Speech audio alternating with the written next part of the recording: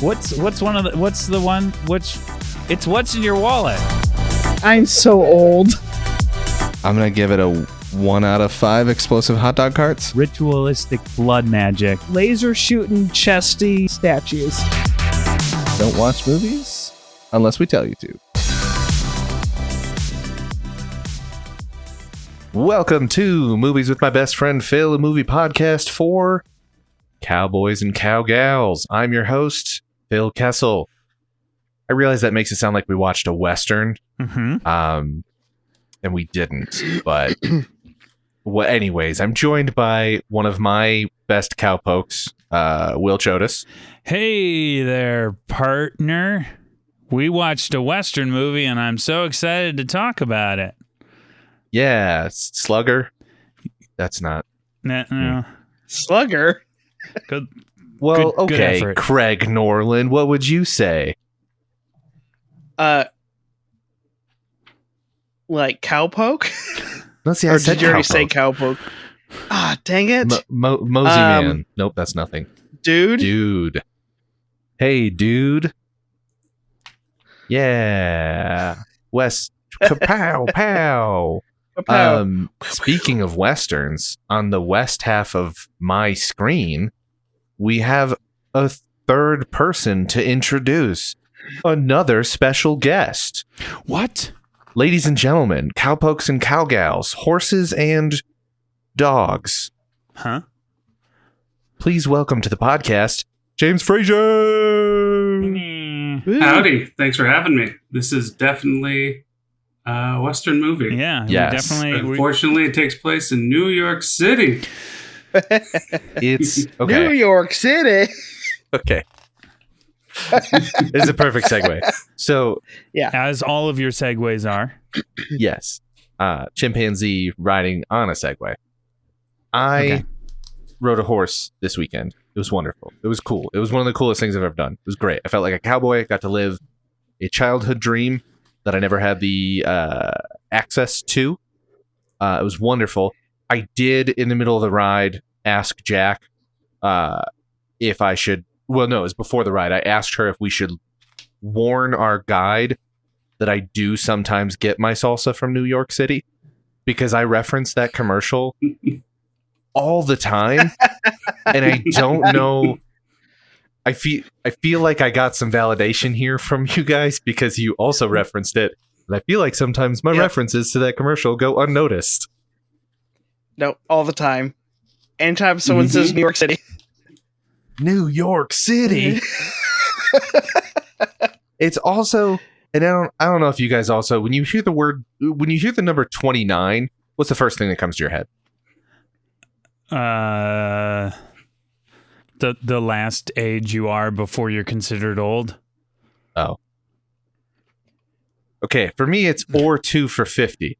Oh, yes. Mr. Allen. Mr. Allen. I make that reference all the time at work, and everyone just looks at me with these blank stares. Like, I don't know what that is. And I'm like, well, it's because we grew up in different areas, I guess.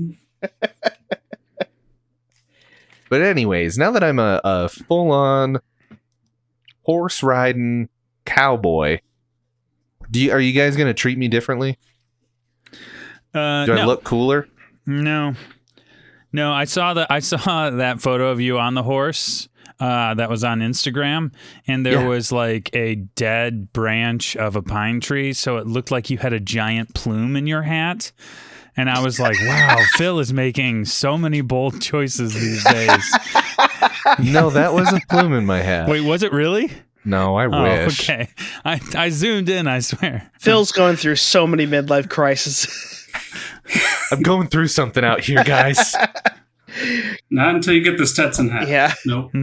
Oh, so Still we'll Phil. see. Okay, so this is the thing. I am now allowed to buy cowboy boots. That was Jack's rule. When we came out here, I was like, I gotta buy cowboy boots and a cowboy hat. And she's like, you've never ridden a horse. The last time you had the opportunity to ride a horse, you pretended you were too hungover, but really you were kind of just a little bit scared because horses are very big. Oh, yeah. And now I've ridden a horse, so now I can buy cowboy boots just as soon as I'm moving back to Michigan. And it'll look weird when I wear them. Yeah, you'll look like well, you'll you'll look like every shithead we went to high school with.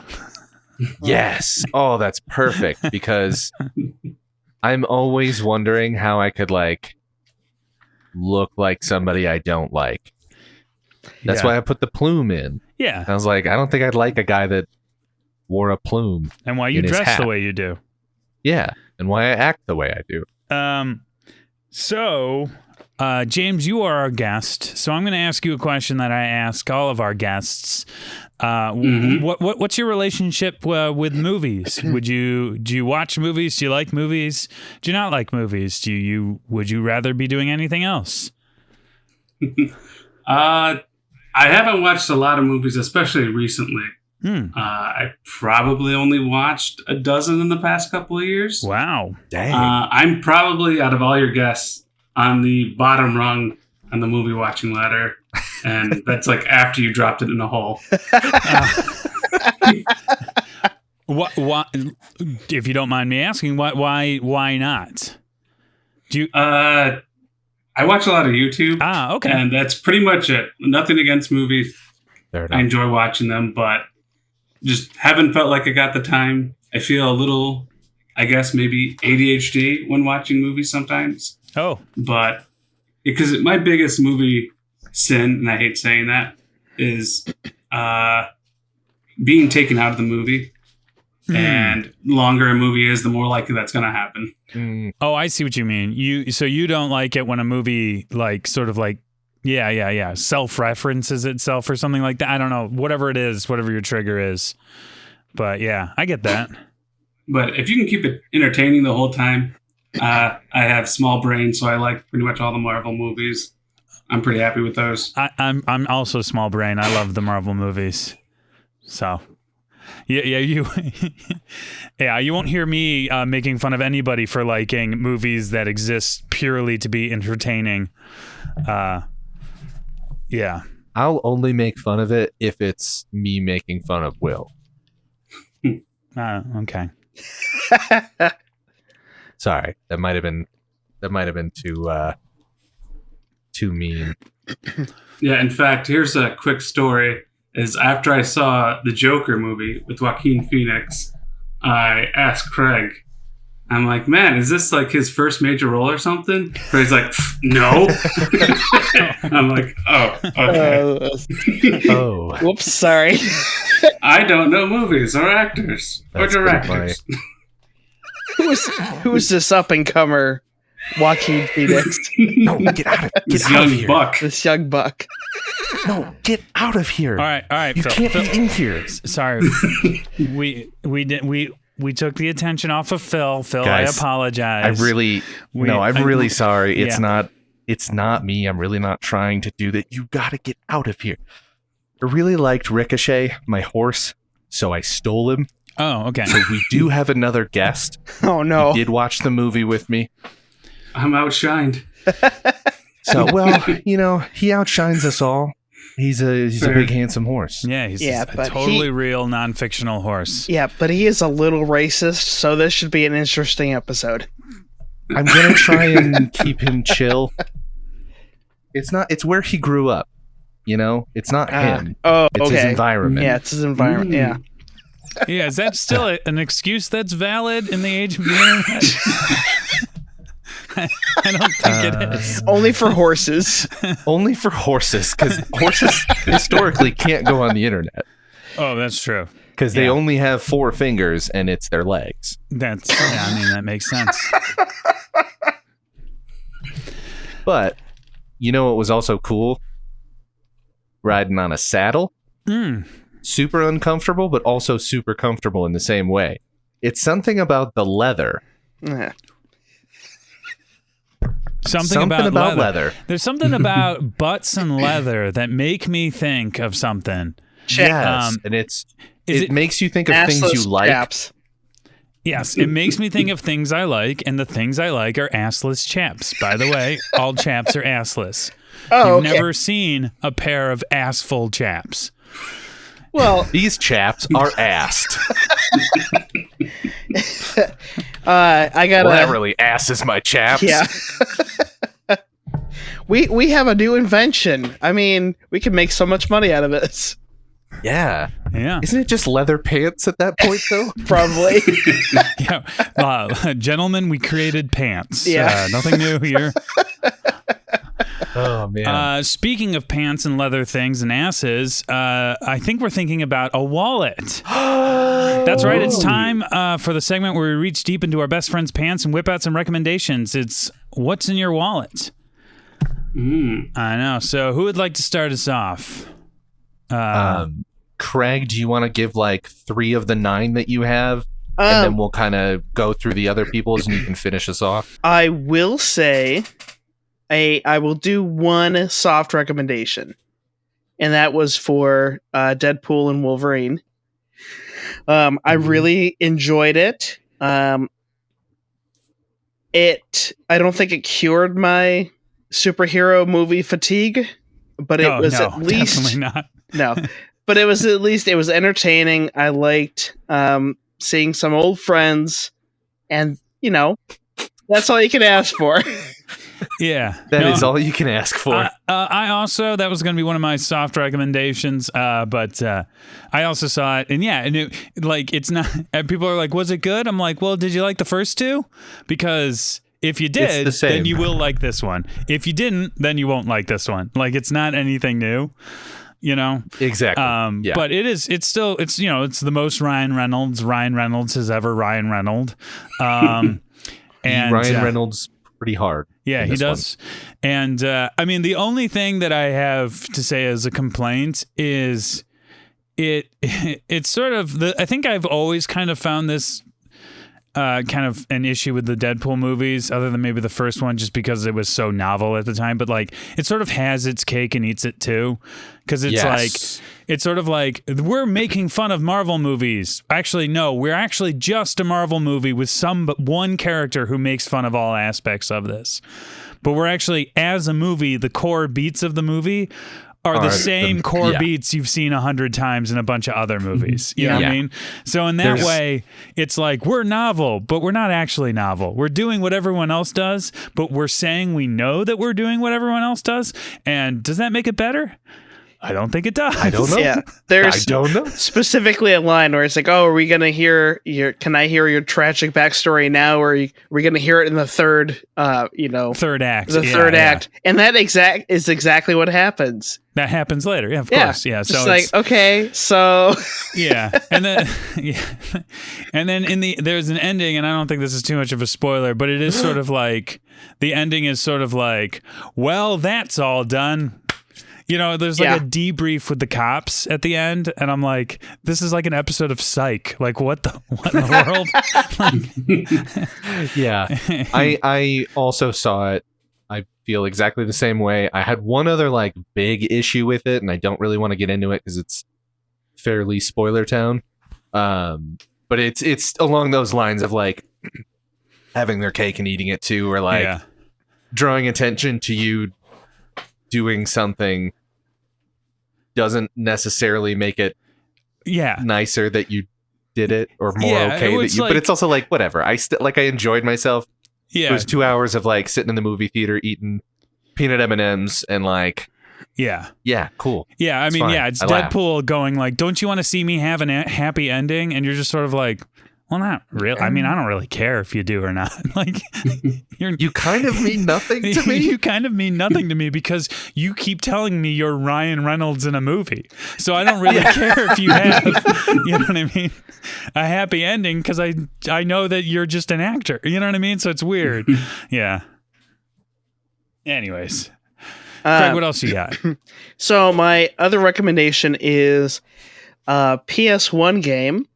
And oh man, was like, excuse me, the thing You're speaking my language. But it is not an RPG. I'm so sorry. No, then never mind. Yeah, I lost him. So limited run games. What are we even doing here, Craig? I don't know, actually. I just like turn my computer on and I just talk at it for a while, and sometimes it works. Like my grandparents. Yeah. So Limited Run Games has come out with quite a few PS1 remasters or just like ports. And I've played quite a few of those ones, but one of my favorite games of the PlayStation 1 era was a game called Tomba. And that's one of mine. That is a Japanese game. Ha! It is. Whoopee Camp came out with it, and the second one, and they quickly went out of business, which made me so sad. And both Tomba and Tomba 2, like the actual disc on PS1, were not like extremely rare, but they're so expensive. It was like I got the first one probably 10 years ago, and I was able to play it. I'm looking at a copy of the second one on Amazon right now. It's $220. Yep. It's insane. I couldn't bring myself to get the second one, but luckily they're also going to re-release that one too. So there's it's not a remaster. It's really just they add a rewind function to it, alternate soundtrack, and then, trophies, what you'd expect on a modern console. So I'm having a great time with it. For me, it's just muscle memory because I've played the game so many times. I'm just like, yep, there's that one, there's that. Hate this level. Oh well. So they did release it as just like a PS1 re-release on the PlayStation 3, I think. Oh, okay. And I bought it then for some money, and I had played that game so many times and had unlocked all the things. I beat it in 5 hours, 100%. Like I 100% completed the game in 5 hours. Yeah. Because I was just remembered where every single thing was, and it was almost disappointing because I was just like, oh wow, I remember this game being a challenge. Yeah. The haunted castle house level is still the most annoying thing ever. Yeah. But yeah, it is like that and Klonoa. I don't know if you played that one. Yeah. They talking my language. Yep. Klonoa, they re-released that one, the first and second one together last year, and I played those. And so PS1's coming back, baby. Yeah, I've been playing a bunch of Monster Rancher. Yeah, oh yeah, you are. Oh yeah, I've been seeing that. Oh man, Phil, what do you got? What's your recommendations? Well, first, a soft recommendation for go meet a horse. They're very nice. I like them. Ricochet liked me. We became best friends. He ate a cookie out of my hand. I do have to say, riding a horse seems simple in theory, in your head. You're like, yeah, I'll just get on a horse and I'll ride it. You know what I mean? Just like they do, just like you do. Just like you do. Yeah. And then you because I've ridden a horse, I think maybe twice, but I was a kid. And both times it was sort of oh, wait. What am I doing? I'm getting on this giant monster animal that is somehow way bigger than I ever thought it could be. And I'm just sort of saying, I'm willing it to go in the right direction. You know what I mean? Hello, will you take me over there? Yeah, hoping that our desires align in this moment. You know?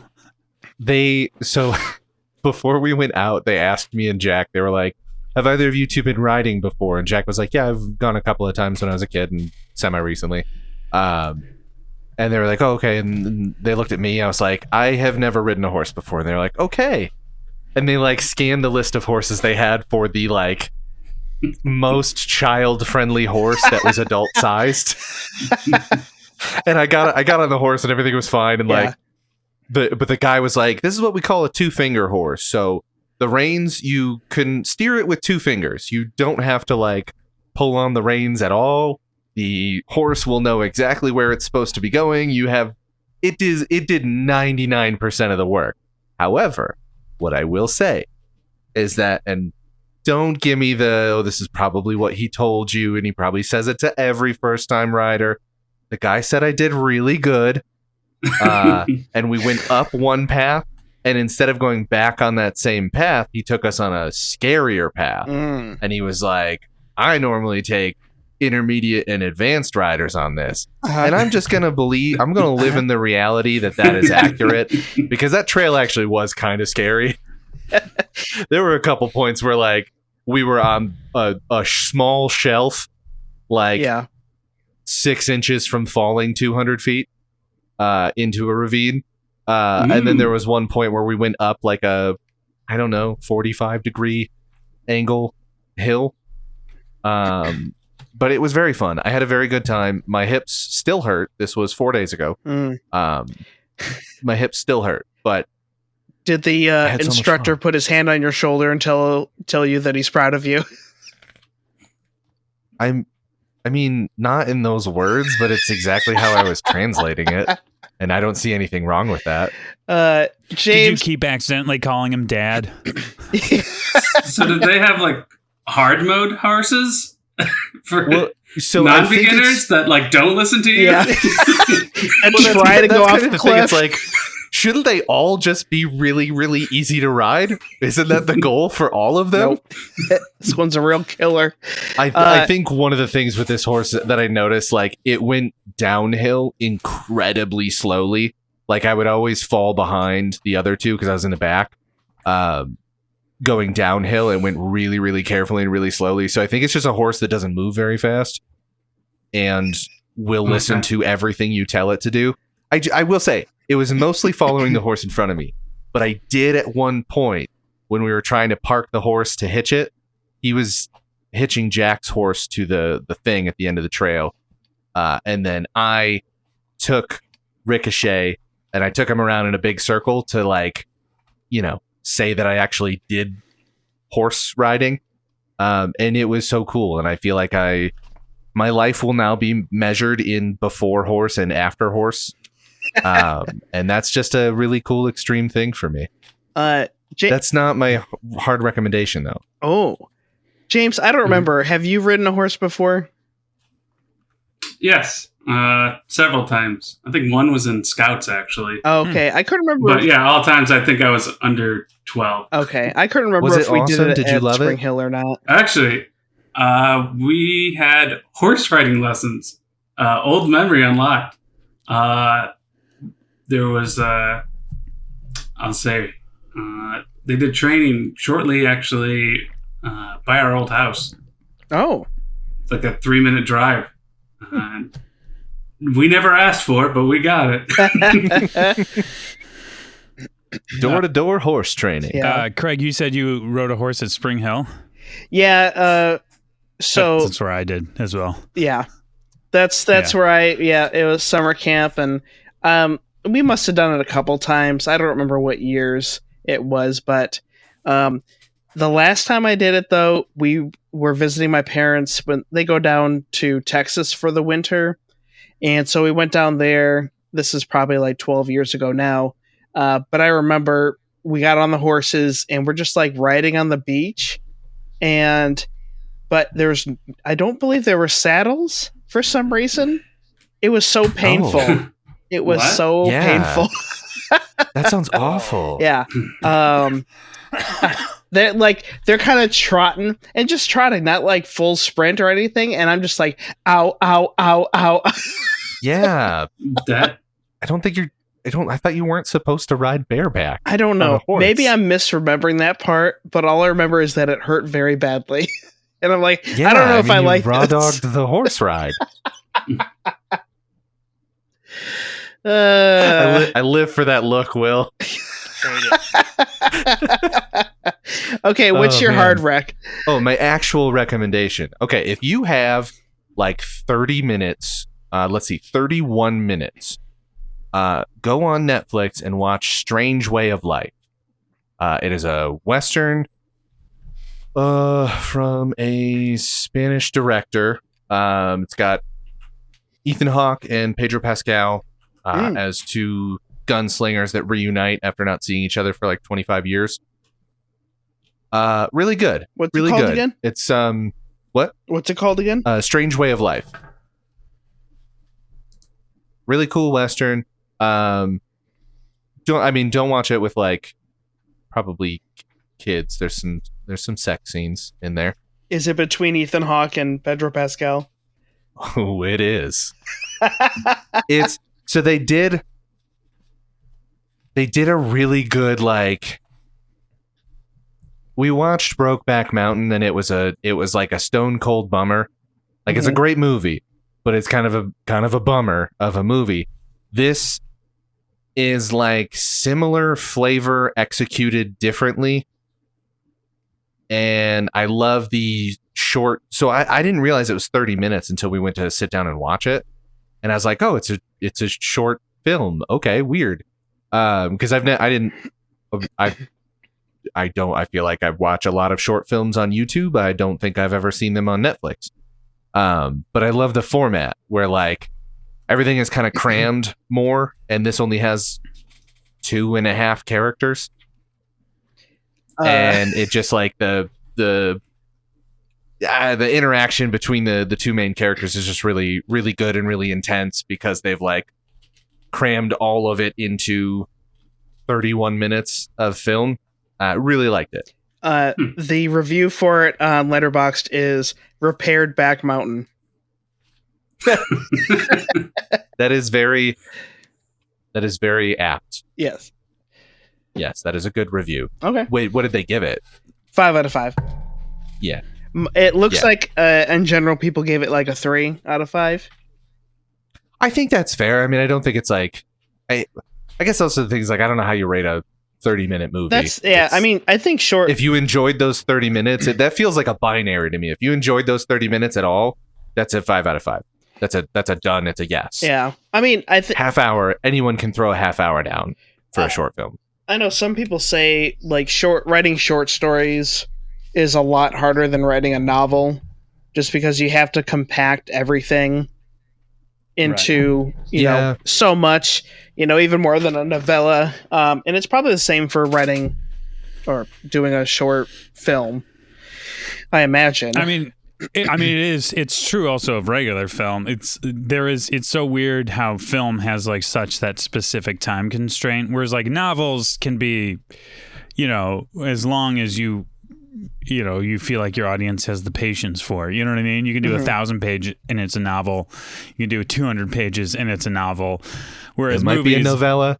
Yeah, it might be a novelette. You're right, still, but you know what I mean. Yeah. Whereas a movie, it's like you got to kind of keep it in this certain time frame or this many pages, and so you'll hear like people like the first draft for Ghostbusters was something like 200 pages long. Which is like crazy. Most movie scripts are like 100 pages. Yeah. Oh, okay. Yeah, there we go. That's that's much longer. Yeah. I'm really, like I said, I watch a lot of short films on YouTube. They almost all end up being horror. There's a lot of horror short films. Oh yeah, for sure. And I really, really enjoy those.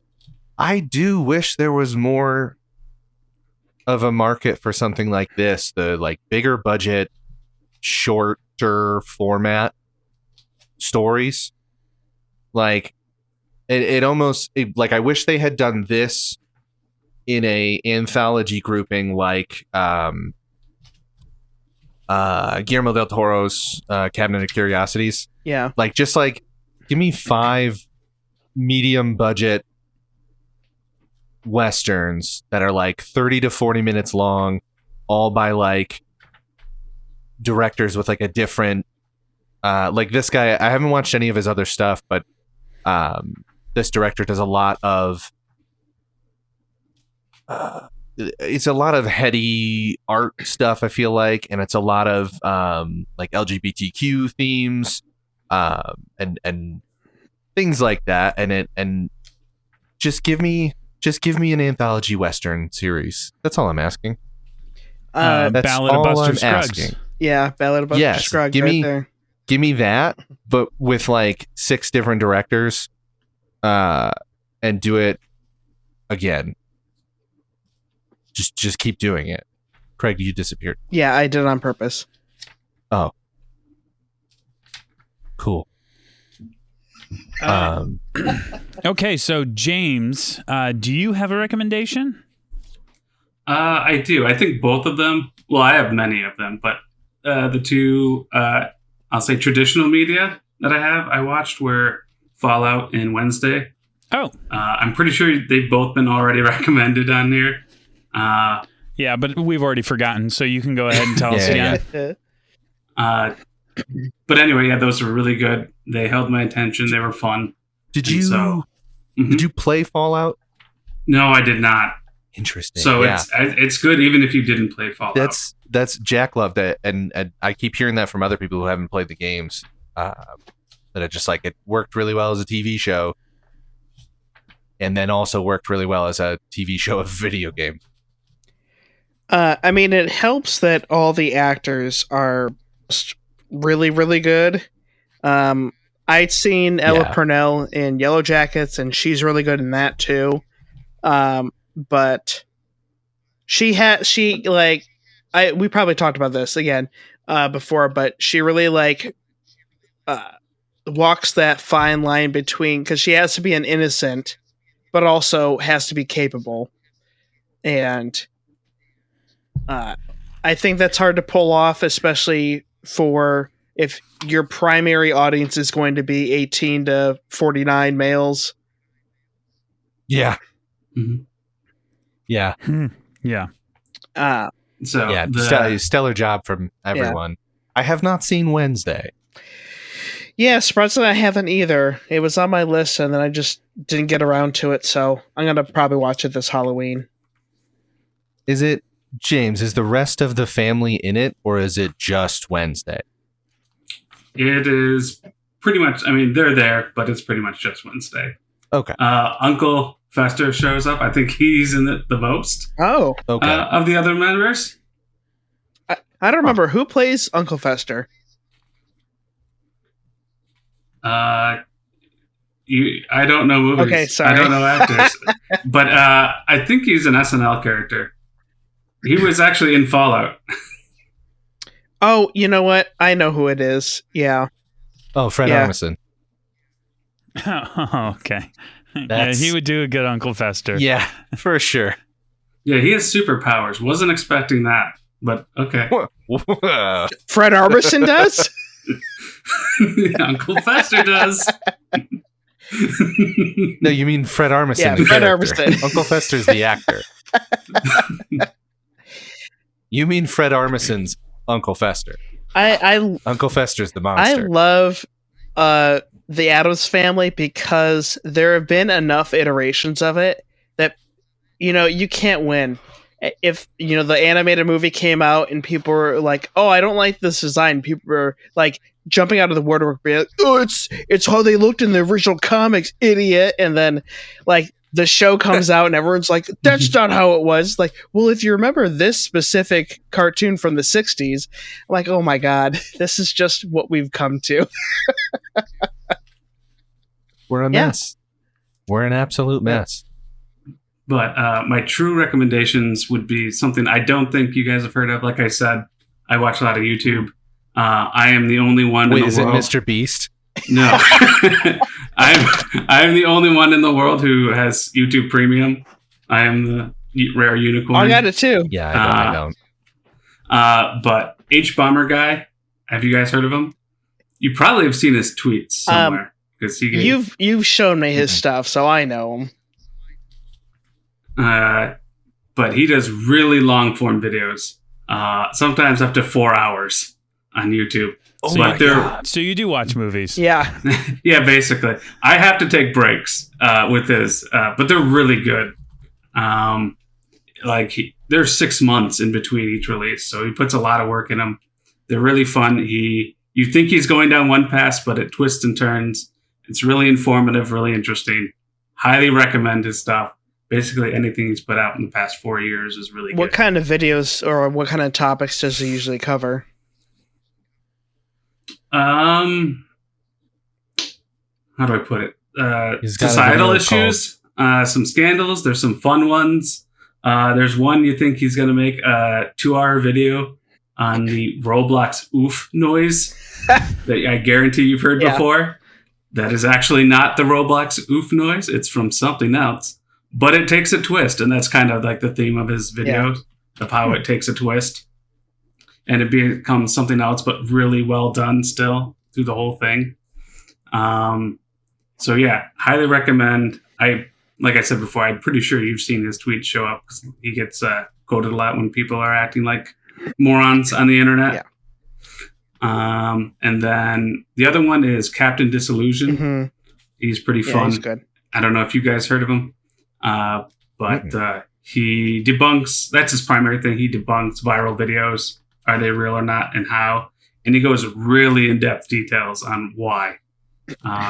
He does a really good breakdown with a lot of I have seen this guy. And then he also has a couple of videos of how they did it, visual effects for Back to the Future and Flight of the Navigator. Yeah. Huh.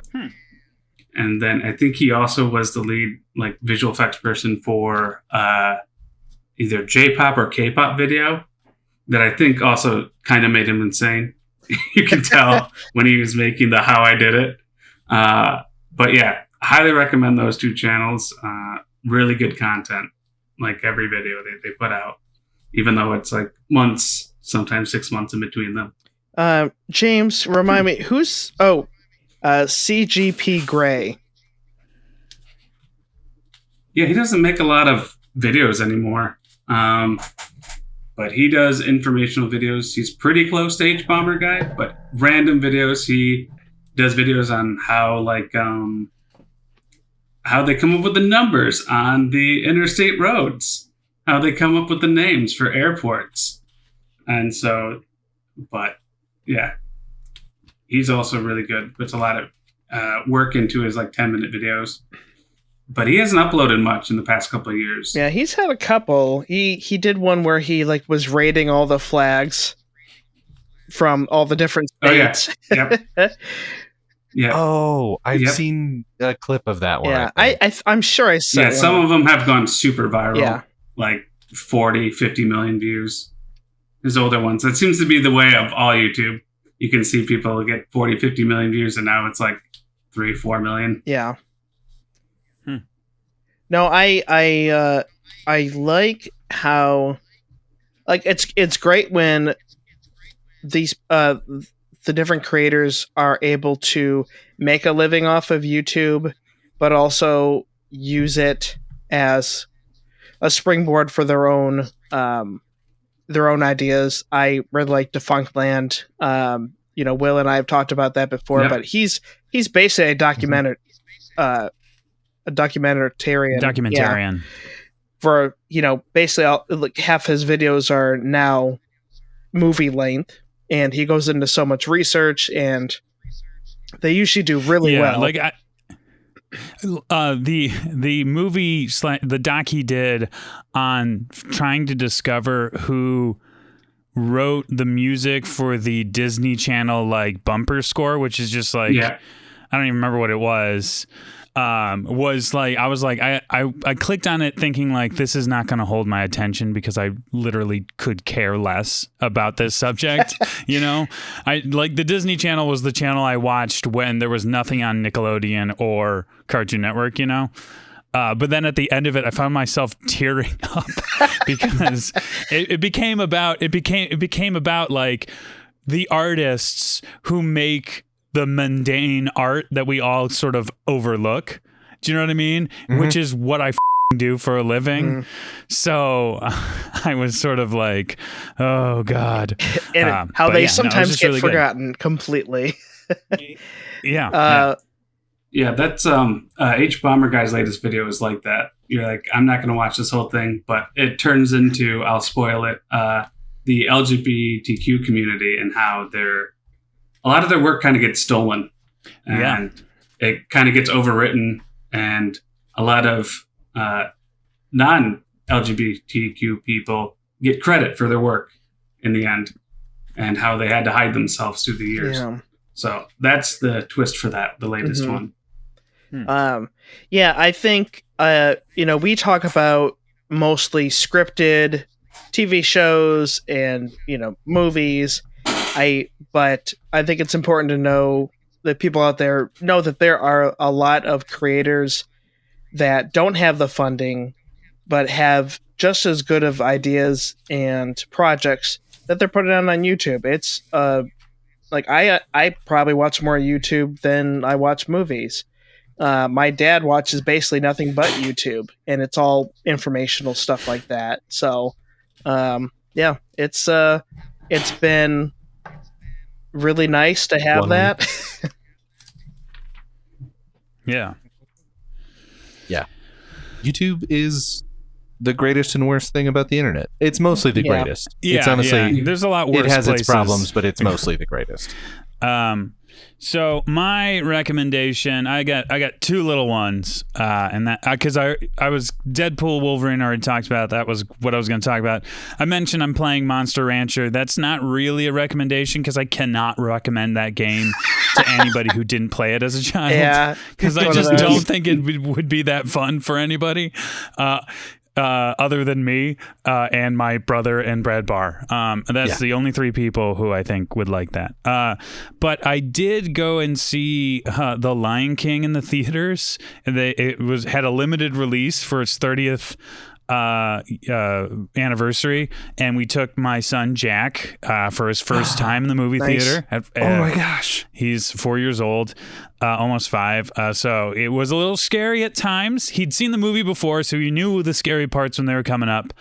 But man, that movie is just like as I was watching it, I was just like, God, this is like a gorgeous, incredible film, like one of the greats of all time. Like the music is great, the story is great, the animation is top. It's just such a good. So I don't know, I guess go and watch The Lion King again, and if you missed it this time around, wait 5 years for it to come out on the 35th anniversary in theaters and go check it out. I'll tell you, those animated movies do hit different in the theater. Because especially like Lion King and a lot of the movies I watched as a kid, or even some of the newer ones that I've watched, like usually I put them on for the kids and I might be able to sit with them for like 10 minutes and then I have to go, fix dinner or, clean up or something like that. And so have the opportunity to see it in its former glory, and hopefully the kids are rapt attention is on it. And so I can actually watch the movie. Yeah. Like Coraline is coming out in about a week in 3D, and I'm really excited about seeing that with the kids. That'll be fun. Nice. Did Jack have a good time? Oh overall? Yeah. You said there were scary parts, but overall, he magical experience. Yeah, he really he thought it was great. I mean, his favorite part was the fact that the chair leaned back when he hit a button, and that he got to eat popcorn, and that his little brother wasn't invited. Yep. So he really liked. This all sounds right. He got a day out with mom and dad because we saw it in the middle of the day. Mm-hmm. But yeah, no, I mean he likes the movie, so he really enjoyed it, and he he had a good time, I think. Yeah. Nice. Yeah, I mean, he very frequently says this is the best day ever when we're doing things. Aww. So it's you're sort of like yeah. I mean, you already said that about going to the pool yesterday, but okay, yeah, best day ever. I'm glad you're having fun. And my other recommendation is a podcast I found called Guys. And it's kind of it's a little bit of a not low quality, but it's not like super polished podcast, but it's hosted by a guy named Brian Quimby, and he basically just finds communities of guys on the internet, and he reads their posts out loud and makes fun of them. So it's just like him going online and finding a bunch of forums on guys who like love guitars or love classic rock or the Rock and Roll Hall of Fame, and just like pointing out their incredible delusions and just like how so to me, as somebody who is spending more and more time on the internet and in comment sections than I ever thought I would or ever would really want to, there's something very cathartic about hearing somebody else sort of take down and sort of point out the hypocrisy / just like sort of like there's something like, for people to go online and make a negative comment, there is a level of selfishness that I will never understand. You know what I mean? Like, oh yeah, just going out there and being like, I don't like this, and it's important for you to know that I don't like this is wild to me. Like I can't get myself there because like I'll make fun of things, but I definitely like don't do it to random people on, I don't know. Yeah.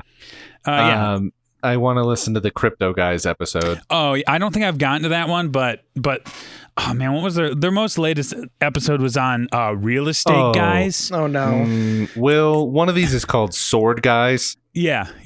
I feel a little bit attacked. Yeah, I don't own any swords though, so I guess I'm not really a sword guy. That's the thing. Sometimes, like when they were making fun of the classic rock guys, I was sort of like, okay, that's enough. That's enough of this episode. MCU guys. Yeah. Yeah. Okay. So, but for the most part, like when they were doing the classic rock guys, I was getting annoyed because they were focusing on basically the Rock and Roll Hall of Fame, which I think is stupid. And they were basically like looking at people who are complaining that they like, because the Rock and Roll Hall of Fame keeps inducting like country stars and hip hop stars, and it's getting a lot of boomers really butthurt. Yeah, because it's not their exactly how they define rock and roll, which according to them is a dead genre anyways. Do you know what I mean? Like nobody so it's just it just so for the most part I felt fine listening to that episode, but I was really worried I was going to be like, okay, I am kind of a classic rock guy. I know there's a lot to make fun of, but like, some of that stuff is it's still pretty good to listen to it. Yes, isn't that bad? Is yes bad? Yes is probably bad. Doesn't matter. Boy, there's a few of these I feel like would hurt me a little bit. Yeah. But I also don't feel like I'm like, there's people who like a thing, and then there's thing guys. Yes, exactly. And I think that's, and I feel like I don't know that I fit into the category of thing guys. Yeah, on anything that I'm interested in or like. Like I love the MCU, and I would barely consider myself an MCU guy because usually when I think of those guys, I think of the guys who are like just frothing at the mouth, defending their idea of what a Marvel this and that should be. And, and they're usually the most sexist and racist bastards on the planet. So it's like, I love the MCU. I love Marvel. I don't love that I don't love, So you'll keep listening to this podcast until they have an episode on Queen and PS1 era RPGs. Yeah, the second they start digging into JRPGs specifically, I'm going to be like, this is it for me. I'm going to send them... I'm going to comment on everything they have every day. Oh, actually, do a JRPG guys episode. You know what? I would probably like it because I am on Reddit on a handful of JRPG subreddits, and the things some people say, I'm just like, you're just like, this is just wild. Like, why bring this up at all? Anyways, before we get into the movie, which we really need to. I mean, we'll get there. We'll get there when we get there. We have important things to talk about. It's true. I had an idea for a reel for you. Okay, good. I like that this pitch is happening in front of people. Yeah. Well, because I in one of the other episodes, you had said that like I don't make good suggestions. Yeah. And I want everyone to hear my suggestions so they can argue with you about the quality of them. Okay, so you do a lot of Pokemon content. I watch your stuff enough that now my algorithm is mostly Pokemon stuff. Same with mine. It's totally So what you do is it's you and me. So this happens to happen when I move back to Michigan. It's you and me. Okay. And we're like, we do a battle. Like I'll tip my hat. I'll turn my hat around. And then you're like, then we have like a Pokemon battle, and it's you throw a Pokeball, and it's Lucy just being all cute. Okay. And then I'll throw a Pokeball, and then it's just Fitz being all cute. Okay. And that's it. Sweet. That's it. So we watched a movie. Is that the joke? Is that we own it's not animals? A joke. It's just wholesome. It's just wholesome content with dogs. I think you've completely misunderstood my brand. My brand. My brand. Speaking of wholesome content, we watched a movie. We watched Do the Right Thing, which is a 1989 American comedy drama film produced and written and directed by Spike Lee. It stars Danny Aiello, Spike Lee, Ossie Davis, Ruby Dee, Richard Edson, Giancarlo Esposito, or is it Giancarlo? Giancarlo? Yeah. Okay. Giancarlo Esposito, I already said Spike Lee, Bill Nunn, John Turturro, and John Savage. It's 120 minutes long. It had a $6.2 million budget. It made $37.3 million. How do you think this movie is sitting on Rotten Tomatoes, Phil? 96. Craig, what do you think? I'll say 93. James, what do you think? It came out in 89, so it has to have an 89. That makes sense to me. I think Craig has it. You said 83 or 93? It's 92. Yeah. But James, 89 audience score. Ooh, All right. We're all winners Yep. except for Phil. Oh. So Craig, you asked James to come on, and James picked this movie. James, He did not pick why this. did you pick this movie? Or No, I he did it for not pick him. I'm this. sorry.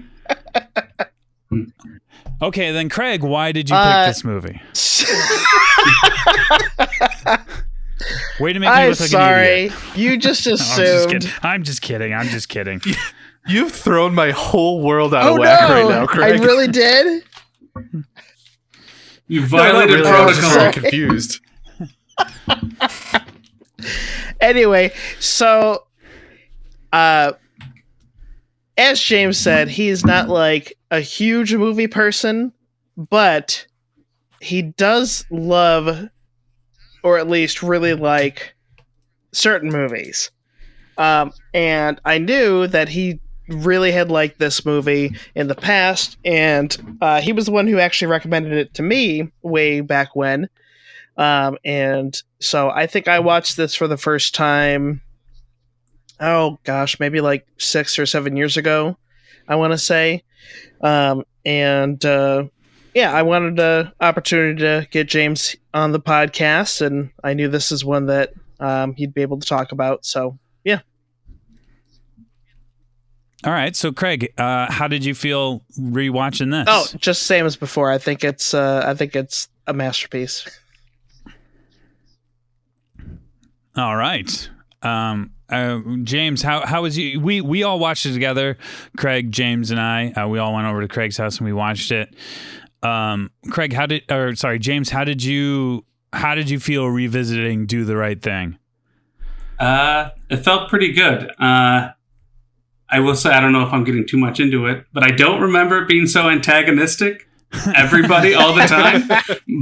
But I really enjoyed it. It still kept me entertained. Like I said before, my biggest sin is whenever I stop thinking about the movie. That's bad. And that didn't really happen. It's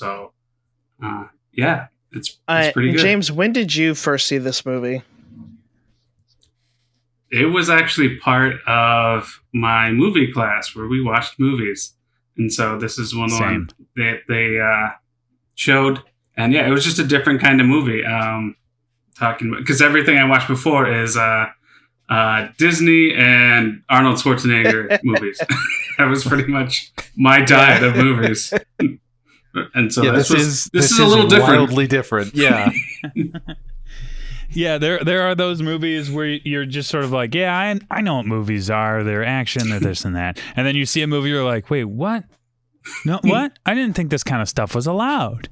I thought drama was boring, or you know what I mean? Like, yeah. Will, had you seen this before? Yes, I saw this in college as a part of. I had several movie watching classes, and this was one of those that was a part of it. So I'm the only one who just watched this for the first time. All right, Phil. Then how did you feel seeing this for the first time? Oh, I mean, it's like perfect. Yeah, right. It's like if I was to pick movies to go into a movie watching class, this should be in a movie watching class. This is I don't have like a deep involved history with Spike Lee joints. Mm-hmm. I think I've only seen Inside Man is the only other one. I've seen that one in Black Klansman, and I think that's it. But I've wanted to see more for a while. I really liked Inside Man a lot, and I really liked this one a lot. So now I'm on the boat of I should watch more Spike Lee. He also is going to be directing the reinterpretation of High and Low, the Kurosawa film, with A24, and I'm very curious about that. I know the only movie that is not a Spike Lee joint is oh gosh, I had it, I lost it. He remade come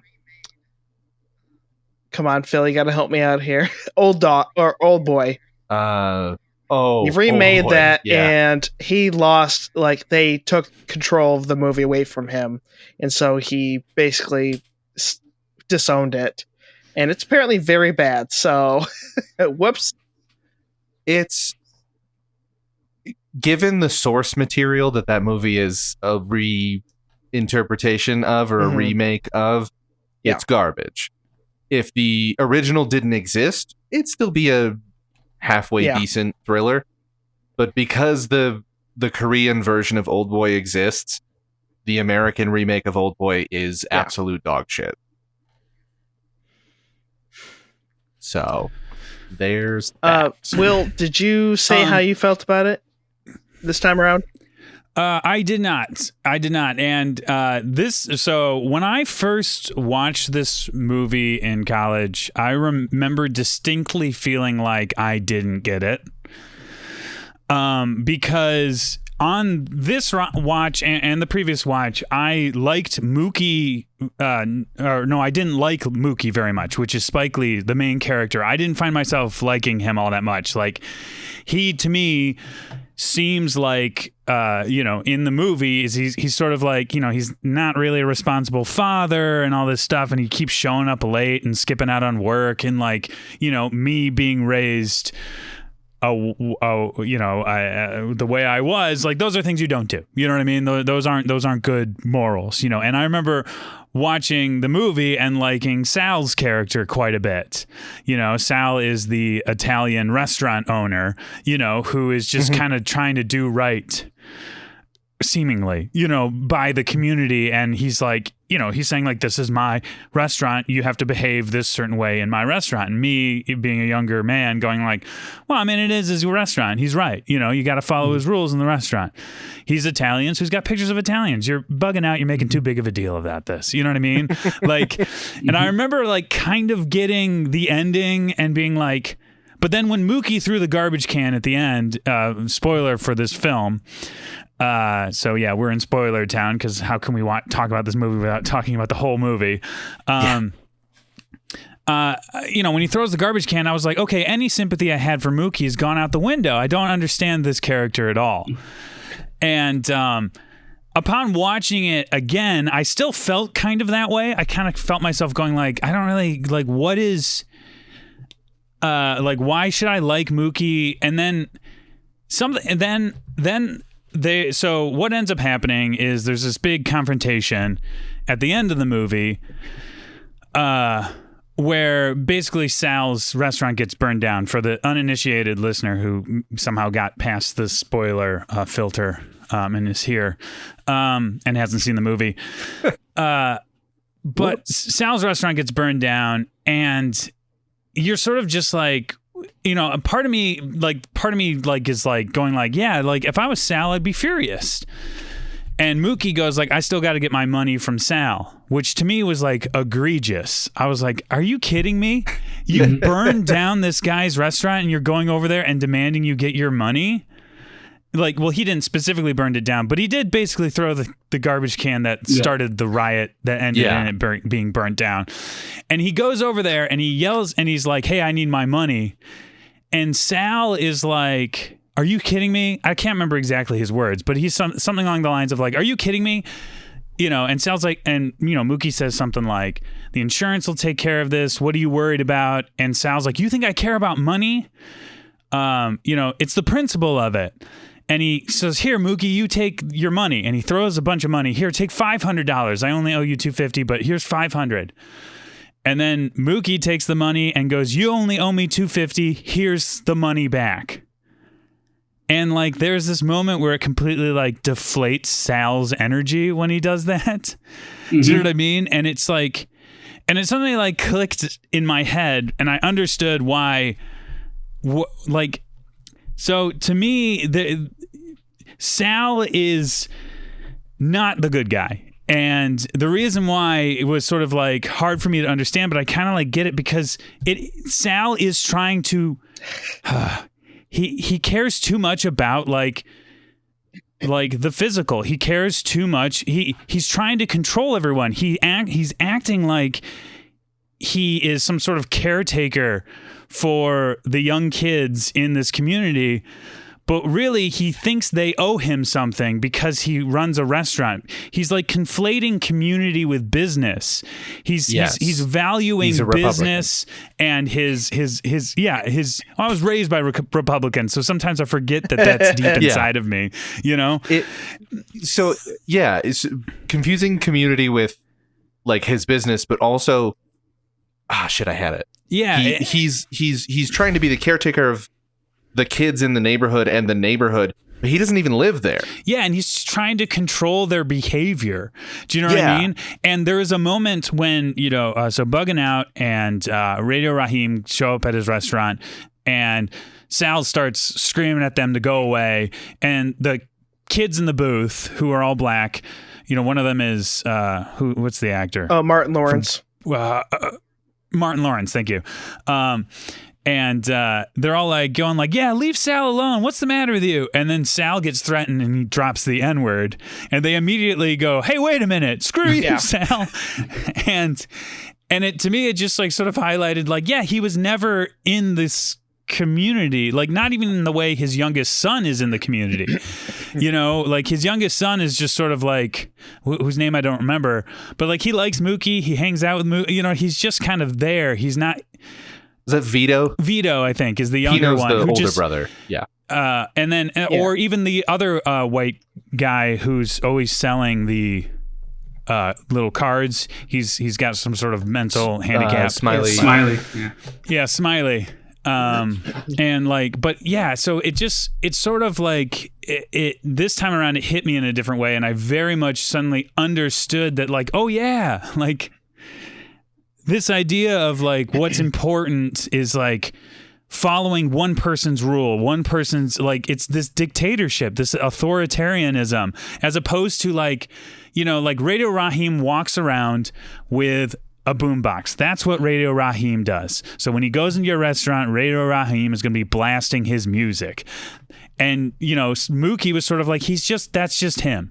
That's just what he does. Do you know what I mean? And there's like this much more of like, understanding sort of like that people are just going to be them, and it's not, there's no reason to get like, the people who made it violent weren't Radio Raheem and Bugging Out, really. I don't think. No, the baseball bat showed up in Sal's hand. Do you know what I mean? Like, and yeah, so like there are so many things where like when I first watched it, I was like, why would anyone join signs with Mookie? I knew I was getting the wrong message. Like I knew that there was something more to it. So I wasn't like, I hate this movie. I'm angry at it. Yeah. I was more like, there's something I'm not understanding and I'm too embarrassed to say. I would have been in the exact same boat if I had seen this much earlier in my life. Yeah. Watching it this time, it was like, it has such a great slice of life vibe throughout the whole movie. That it's just like, you are just on this street, like just in this one area, and you're following Mookie around as he goes from place to place, delivering pizzas or going home or going to see his lady and his son. And you get a couple of scenes, not with Mookie in them, but it's mostly following Mookie, and you're just on this street. And it's this wonderful slice of life thing where you just get to like, it's a scripted movie, obviously, but there's something that feels so, when you do slice of life right, it feels like you aren't watching a movie. You have just opened a portal into an actual world that is actually happening. Yes, and it it's a great movie for someone like me who was raised by Republicans in a very white place, because when you are in that environment, people often talk about the black community as a monolith. Do you know what I mean? Like, oh, this is what the black community does. This is what black people do. And so when you watch a movie like this and you see so many characters who sound and act just like how you would in any situation, you know what I mean? Yeah. Like the three old men sitting around just kind of like whining about their lives, and then the one in the middle is like, what are you guys, what are you talking about? You don't do anything. You know what I mean? Like, you mean like, Sweet Dick Willie? You know? Sweet Dick Willie. Sweet Dick Willie. My favorite character. Yeah. So, quick note, Robin Harris played Sweet Dick Willie. He was only 36. He unfortunately died the next year. But if you've ever seen I used to see the cover for it at movie stores all the time growing up, but Bebe's Kids. That's his baby, basically. It was a comedy routine he did. Very funny comedian, and unfortunately he had a heart condition. But he's one of my favorite parts of the whole movie. Just everything that comes out of his mouth. It's hilarious. And then I even like how he like defends the Korean store, and he's like, they're great, I love going over there. He's like, you guys don't know what you're talking about. He walks over there and the Korean owner's just like, no free beer for you. like just yelling at him. And so I don't know, it is a great, I love slice of life movies like that, where you get all those conflicting perspectives and you see sort of like, that communities like this aren't monoliths, aren't like all community like believing in the same thing, but you can also see like I think I said at one point, I was just like, God, everyone is so antagonistic towards each other, and it was like, that's kind of the point. You know what I mean? And that's a huge part of it. And I had a couple of things that I've seen this in where it like gets where the tone shifts so much. And this goes from being just like a slice of life comedy drama into this really, really affecting heavy drama in the last like few minutes of the movie. The whole thing flips, and there is a drummer artist that I really like, Kareem Riggins. He has a music video that does essentially the exact same thing. The music video is this woman. She puts a record on in her house, and she's just kind of going about her morning. And she's just like dancing to the record. She's like moving stuff around, doing this stuff. And at the end of the music video, the cops break down the door and arrest her.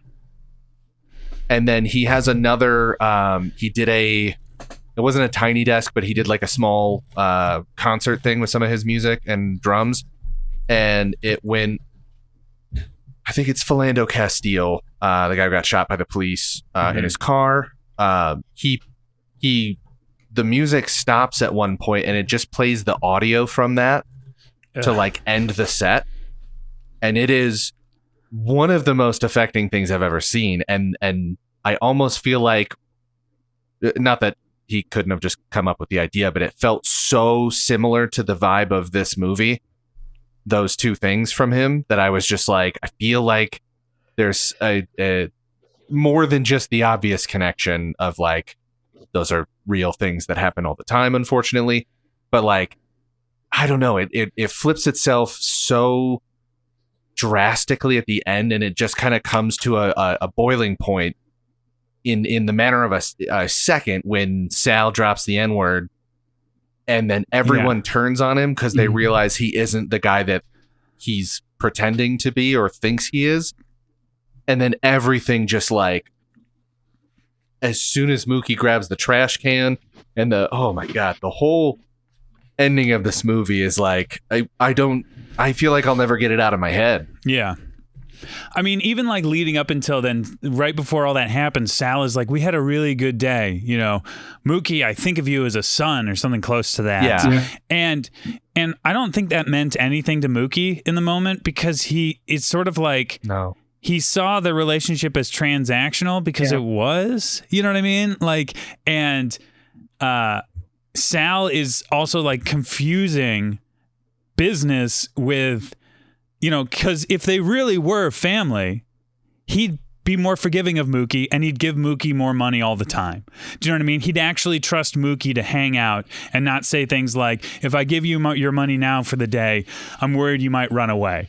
Do you know what I mean? Or if he was actually his family, he would just give him the money if he needed it.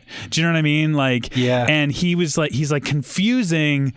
And it was so hard for me to see that the first time around because I lived in a world where relationships behaved like that. You know what I mean? Like, even to this day, I sort of like, I have like a weird transactional thought process when it comes to like friends and family sometimes, where I'll be like, oh, well, because this happened, I now have to do this. And I'm kind of annoyed that so-and-so didn't do this.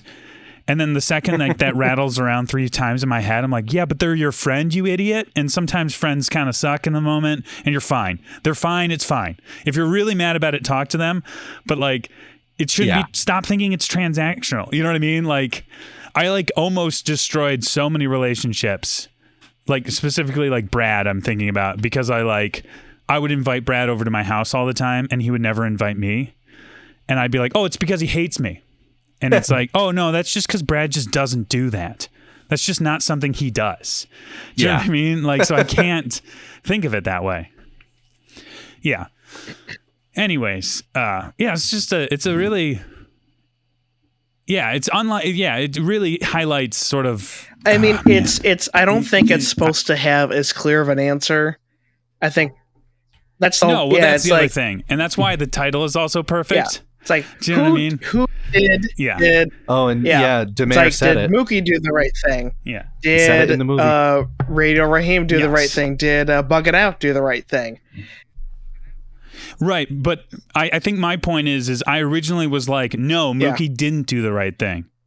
You know, he did the wrong thing. Why is this movie called that? And now I'm like, oh yeah, did he do the right thing? But at least I can see where he's coming from now, as opposed to before. So what I was reading is how Spike Lee has always interpreted it himself, is that the reason that Mookie does what he does is because he just saw his friend get killed in front of him. And so he's just had enough. Yeah, right. And so he has to do something. Fair.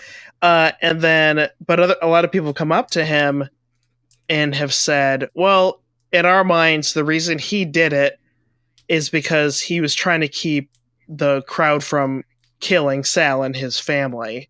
And that was the only way he saw to distract them from hurting him, is by starting looting the store instead. Yeah. Create a new target. So he's like, he didn't disagree. He's just like, I like that people have different interpretations of it. So maybe that's the right answer. It's the usual artist response, is there is not an actual do I have an idea in my head? Sure. But it can be whatever it is, because now it's not mine anymore. Yeah, the one thing I found myself liking about, and I sort of was liking about the character Mookie this time around that I didn't really notice last time, was that like I just love how like he is constantly getting shit from every single person he talks to, and he doesn't let any of it bother him. Yeah. Do you know what I mean? Like, I'm sort of jealous of that, where he's like walking around and Sal's like giving him crap. John Turturro's character saying some of the most awful stuff ever to him. Sal's giving him crap. His sister's giving him crap. His girlfriend / co-parent, I guess, is giving him. And even when he goes to get ice from the fridge, like his, not mother-in-law, but whatever, is like calling him a useless bum or whatever, and he's just like and even with like bugging out, it's like, don't you care about this? He's like, I don't know, just don't do it in there, man. Don't ruin things for me. Sal told me to get you out of here. Don't ruin this for me, just chill. And so like I kind of like, that made me like Mookie a lot more, because I was just like, oh yeah, like he's just like, no, I'm gonna do, like, and then he's like taking a shower when he should be going back to work, and he's like singing and have a good time in the shower, and you're just sort of like, huh, kind of. I wish I could be that guy, because I'm not. Yeah. Yeah.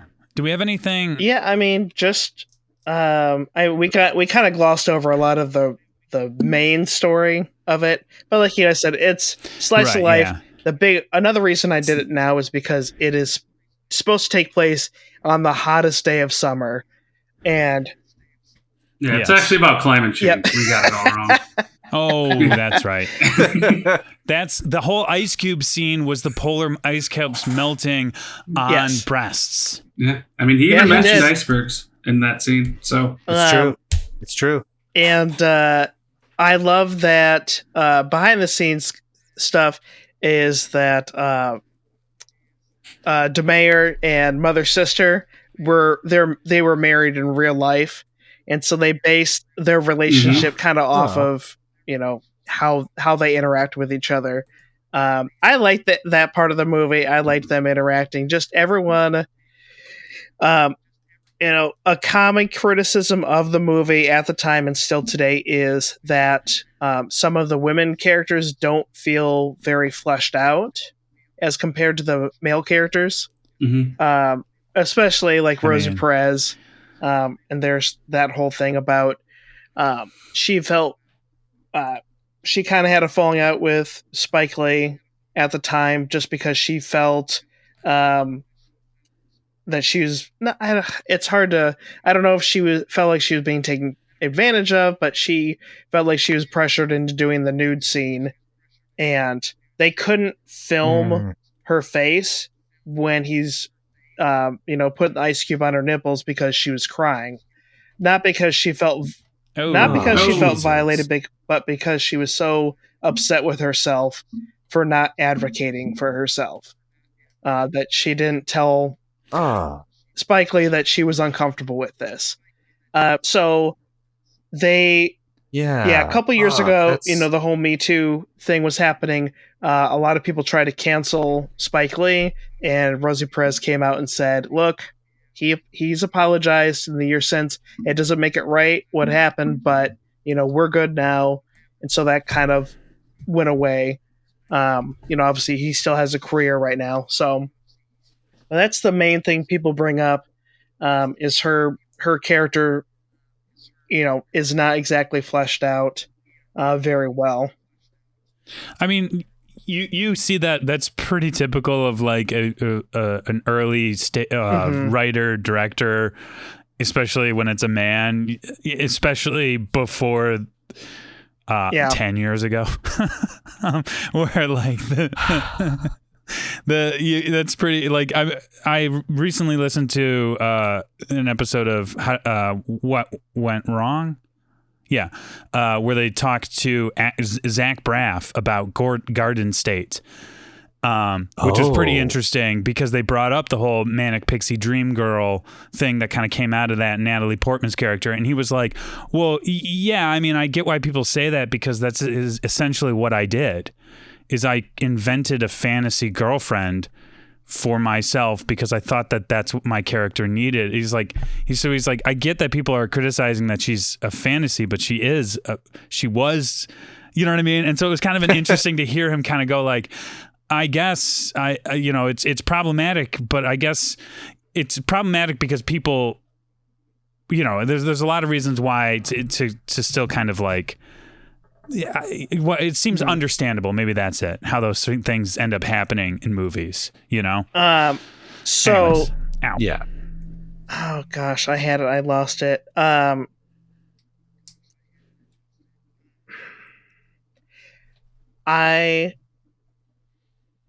am amazed by how much of a cast was put together. Like, you look at this cast now, you're like, oh my God, this is extremely stacked. How many big actors they have. But like, that was one of Samuel Jackson's earlier films. Martin Lawrence, that was his first movie. Rosie Perez, that's her first movie. Giancarlo Esposito, early. Bill Dunn. Or was it Bill Nunn? Is it Bill Nunn? Yep, Bill Nunn. that's early one for him. So a lot of these, they're just getting their start. And John Turturro, he really hadn't taken off quite yet. I mean, yeah. Really the only big name they had was Danny Aiello. He's first billed, and I'd say Ozzie Davis would have been a recognizable name, billable. One thing was interesting. I was listening to the podcast you had recommended, Will, about the episode, is that they were trying to get Robert De Niro for the role of Sal, and they actually signed him, and he ended up passing on, he bowed out of it just because he felt he'd done the character before. So I think that would have hurt the film. That's what they said too. But you have that big of a name.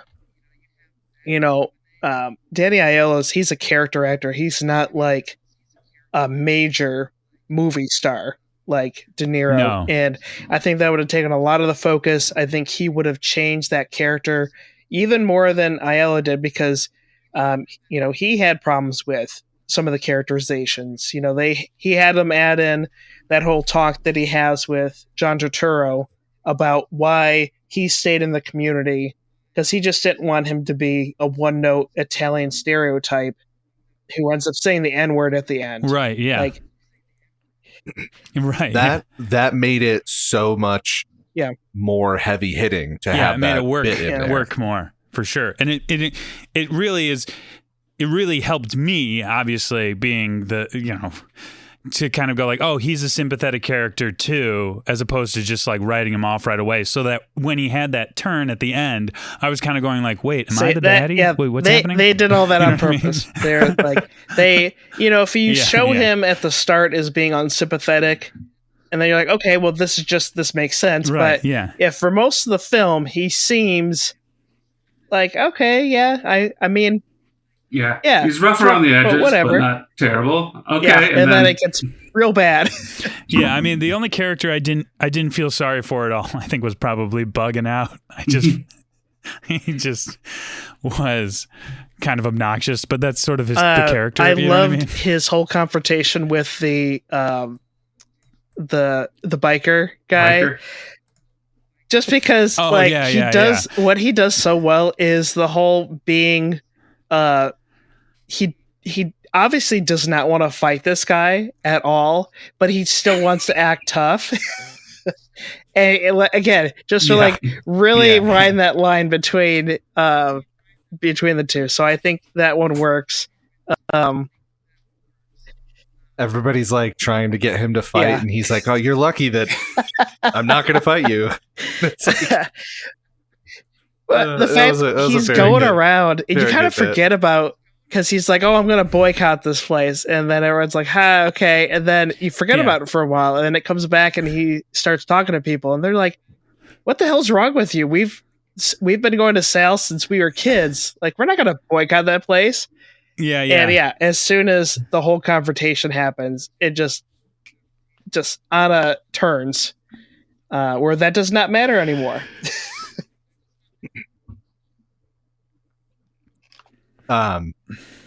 Not something I can speak to a whole lot, I guess. At the end of the movie, so we have Smiley throughout the whole movie selling pictures of Martin Luther King and Malcolm X. And at the end, they have a quote from each of them. And this movie definitely, I had already shed the worldview, or the view that I grew up with in the small, very, very white bedroom farm town that we all grew up in. Of like, Martin Luther King Jr. was nonviolent and these things, and wouldn't approve of riots. And then Malcolm X is like, again, not what I think, but what I grew up with. The two views were like that they were almost opposing in terms of like their, like, one wanted violent action and one didn't want violent action. But the quotes at the end were basically flipping that script, which again, I had already shed that, but it's just interesting to see it at the end where like they're both saying like it's necessary. It's like not advocating for violence, but if it's the only option, it's the option to take. Mm-hmm. And I don't know. I just think that's important so to see. I guess. Will, you had touched on it when we watched it together, but he had Spike Lee had a bit of an issue with the studio. It took him a while to get the movie made, even with him being an up and comer and his movies. She's Gotta Have It and School Days doing really well and being positively received. That like they made the movie, and I think it was Universal who finally was the one who, Universal distributed it. They were afraid that this was going to cause riots. And so, one, they didn't want it to be in the summer. Yeah. They wanted it to be later, so it wouldn't get anyone all, angry. And they wanted him to change the ending to where he's like hugging, where Mookie would hug Sal. And he's just like, no, there's no way I'm going to do that. And they're like, well, you have to change something. And so he offered up that he would put the quotes at the end. And so he picked the quotes himself, and they finally agreed. They're like, okay, yep, that's fine. Just, but we have to have something that is not going to cause riots. And, even reviewers at the time, like, we were, either we weren't born yet or we were very, very young. I think this would have been an interesting release to experience in real time how much controversy there was with this film. I know. Yeah. And just people like, oh, this is dangerous film. It's going to cause people to riot because black people are dangerous. And that was the, right. But gosh, I was leaning back to your point, Phil. What did you end off with? Oh, just the like shattering the illusions of the childhood. Okay, yeah, it was just the quote thing. So, and just the other thing before I feel like we're wrapping up. Or James, did you have some things to say? I just wanted to point. I have some quick facts that maybe throw in a little later, but the scene where Radio Raheem said he didn't even say please, and I think that's one of the points of the movie, maybe. A little grace can go a long way, and not starting mini fires everywhere. After Radio Raheem goes into Sal's restaurant for the first time. He goes in there twice, but and he asks, and Sal's like, "Turn that off! I can't hear myself think." And Radio Raheem later is like, "Yeah, let's boycott him. He didn't even say please." And it's like a good, to me, it's like, it is one of those things where it's like, like treat others with respect. Don't just like, I don't know. Words are free. So, something that is interesting, it's one of Spike Lee's favorite movies is Night of the Hunter. And Phil, I don't know if you caught it, but Radio Raheem's speech about love and hate, left hand, right hand, the whole speech is lifted right from that movie. Some of the languages changed so it doesn't sound out of place. But right. When I heard it in the movie this time, I was like, is it the same? And I had to look at both of them like, okay, yep, it is word for word the exact same. I think I mentioned this when we watched that movie, because he has love-hate tattooed on him. And then Raheem has the like knuckle dusters. I think I mentioned it when we watched Night of the Hunter. It's a like special weapon you can get in Fallout New Vegas is the knuckle dusters that say love and hate. It's great. So now I've seen the original and the more direct reference. I think it was a comment on YouTube because I watched both of the scenes again, and someone mentioned it's like, well, it's funny that in Night of the Hunter he has this very impassioned speech, but the guy's full of shit. Like, this guy is a literal murderer, and he doesn't believe a word that he's saying. Yeah. And Radio Raheem actually does believe what he's saying. and he ends up getting killed. Yeah. Ugh. Mm. Yeah. Radio Raheem. Are we ready to give this a rating? Yeah. If you want, I yeah, can throw go in some for quick facts now. Give me another fact. Sure. Sal's Pizza, $1.50. Anyone look up what it costs today? Almost $4 for one slice of pizza. Yikes. Yeah. Wow. Yeah. Fight the Power. That song showed up a lot. It was commissioned for this movie. That's why. I was didn't reading know that Radio Raheem, the Bill Nunn, they hadn't finished the song yet, and so when he's doing his he's walking down the street, he didn't know what the song was, and so he had to just fake it, but not get too into it because he's like, then I'd look like a white boy. Right. When Mookie threw the trash can, it didn't break the first time, the glass. They had to do it multiple times. Yeah. They scored it so it would break. Yeah, I mean, I feel like that trash can didn't seem like it was that heavy duty. I mean, it was metal, but that Right, glass exactly. Empty, there's things that seem pretty light.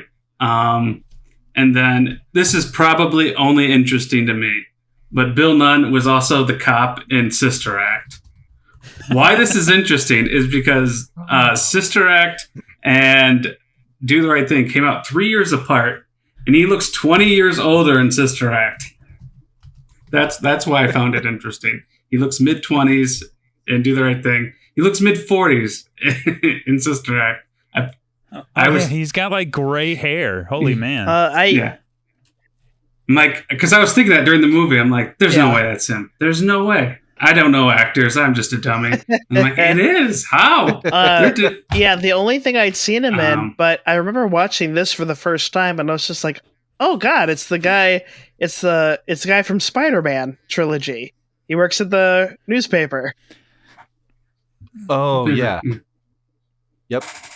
Yeah. Robbie, that's right. I was couldn't remember the name. Yeah. He was the guy who gave you missions in the PlayStation 2 game. Nice. Right. So, are we ready to give this a rating? Oh, I'm ready. Okay. I was born ready. All right, Phil, you go first then. All right. I'm going to give this 5 out of 5. I've been peeing straight for years. 5 out of 5. Craig? You 30 cents from a quarter. Oh, yes. Yep. That was the best line. Yes, it was. Hold on. There it is. Nope. Hold on. I had mine and then my computer just did a thing. Okay, yeah, I have it now. Okay, so I'm going to give this movie 5. You're going to boycott me? You haven't got the balls to boycott me. Here's your boycott up your ass. You've got a boycott out of 5. And James, what are you going to give this? I'm also going to give it a 5 out of 5. And mind, oh my God, that poor kid's ears. I don't know if you guys remember during the scenes, they are yelling, and that kid is just right there giving the mouthful, inches away from the actors. I was like, oh no, that poor child. That child seemed drugged. Yes, yeah, you said that. I was like, why is he passed out? This is the most lethargic toddler I've ever seen. He's supposed to be very malnourished. Yeah, not great. Dear. Oh. No. That's not fun at all. Not in reality? No, I don't think in reality. This movie, there is. Wow. I would recommend the podcast that was it. How did this get made, or what went wrong? No, okay. That's what went wrong. They sound very similar, yes. But they have very different tones. It goes a lot more into the making of it, and there was a lot that went wrong, and obviously, in the end, it all worked out. Except this didn't even get nominated for Best Picture, and instead, what won was Driving Miss Daisy, which was a much more feel-good movie about race relations. Listen, that is... I know. You couldn't write that being the case. That is Yeah. Absolutely absurd. Oh, the last thing I want to mention is John Turturro.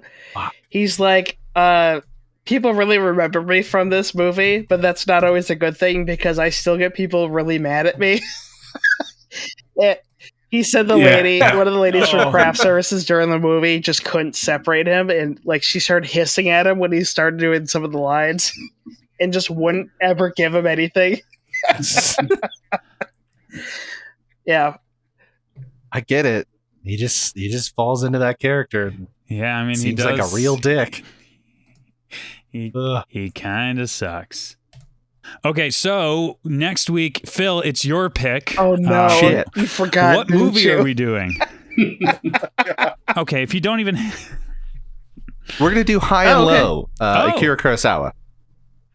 Okay, I've never heard of that. So sounds good, though. I heard Akira Kurosawa. Sounds nice. Nice? Yeah. Is that the right word? Nice. Nice? All right, are we ready to close this out? Yeah. Or well, before we do, James, thanks for coming on. It was great to have you. Yes, thanks for inviting me. Long-time listener. I enjoyed it. Yeah, and it was a good movie too. So 5 out. Simply the what is it? Best Picture Club? Yeah, that's Best Picture Club. Yeah. All right, so I'll do my thing now.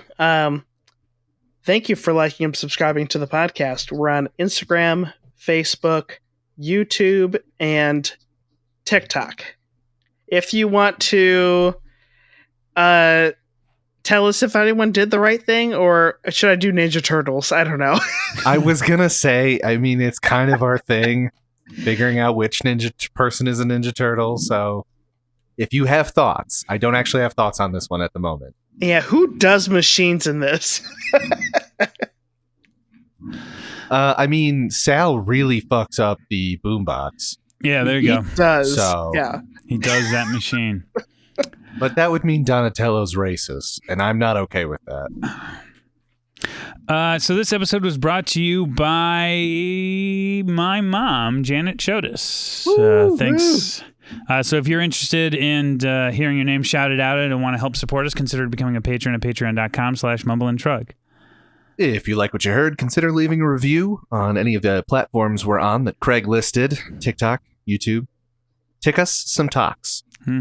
You us some tubes. That's all for this episode. I'm Phil Kessel. I'm Will Chodas. And I'm Craig Norland. And... Oh, this is James Frazier as well. Go watch this movie. It's really good. 5 out of 5. This movie's great. Everyone should watch this. This feels like an important movie. Yeah, so I'm not going to do any bit here. Yes. This is good. Yep. Phil went serious. We love you. And I don't know how to get out of this. We love you. Okay, that works.